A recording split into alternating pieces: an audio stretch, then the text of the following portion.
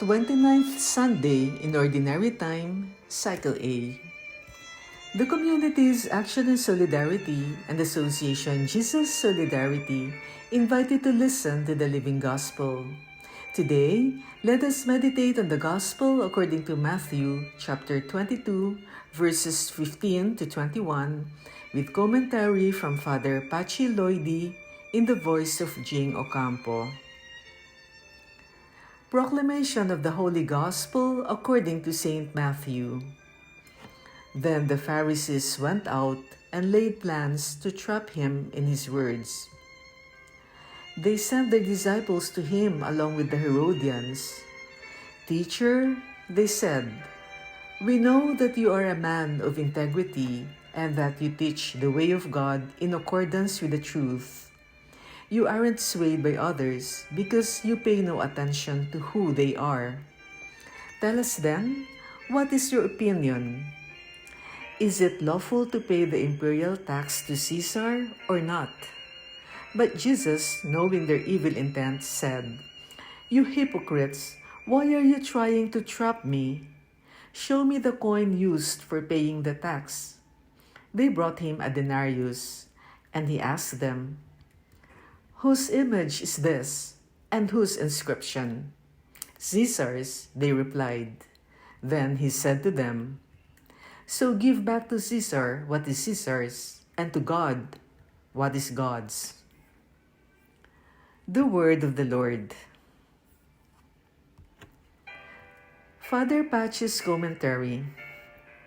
Dear friends, like the previous passages, today's Gospel story also takes place in Jerusalem. The Pharisees and the Herodians come together to lay a cunning trap for Jesus. Let us remember that the Pharisees were pious people, strict adherents of the law, moderate nationalists, and opposed to the Roman power, while the Herodians were Jewish supporters of the Roman power and of Herod, the local king appointed by the Romans. Today's passage is the continuation of the controversy between Jesus and the Jewish leaders that was initiated by the two adversarial groups.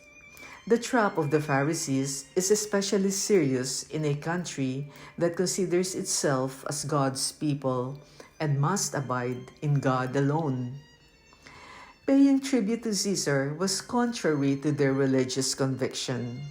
The tribute to Caesar had already caused a rebellion of the Jews against the Romans, led by a certain Judas, in the year 6 AD. The situation in Palestine, especially Judea, was so tense that one inopportune word was enough to provoke the people's anger and the Romans' brutal intervention. The single image of the emperor, who was considered a deity, was enough to make the people jump. The inscription on the denarius read, "Tiberius Caesar, son of the divine Augustus, great high priest." It was an idolatrous text. The Herodians and the high clergy were in favor of the tax because they benefited from it. The revolutionary zealots considered it an offense against God, the sole sovereign of Israel. The Pharisees thought like the zealots, but without violence. The Jews had succeeded in getting Roman soldiers banned from entering Jerusalem under unfurled flags. Their own Jewish coins did not bear the image of the emperor.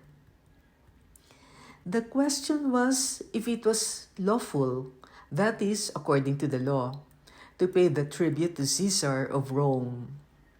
If Jesus said yes, he was at odds with the Jews.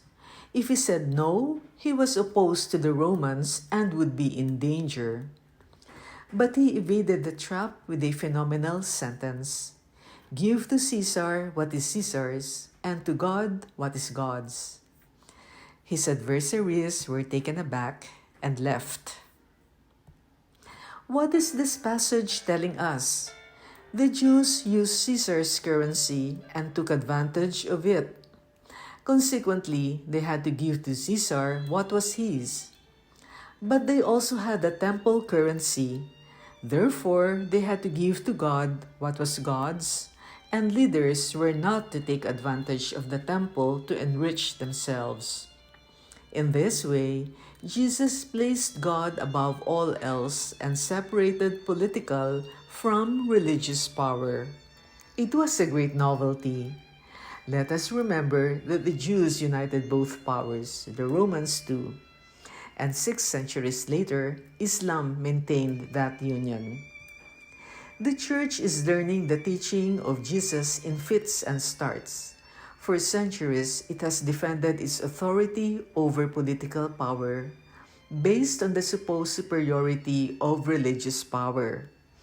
We have seen discussions and clashes between the Church and the political power, resorting to natural law as if it were the same for all people. It could be another way of maintaining socio-political influence on border issues of a social, ethical nature. Worse are certain evangelical groups whose pastors enter party politics as deputies and rulers. But this does not justify us. For us, these positions are eliminated by the Second Vatican Council, although there still are leanings from the past. Let us remember, finally, that the separation of power does not mean that Christians have to withdraw from the world. Quite the opposite.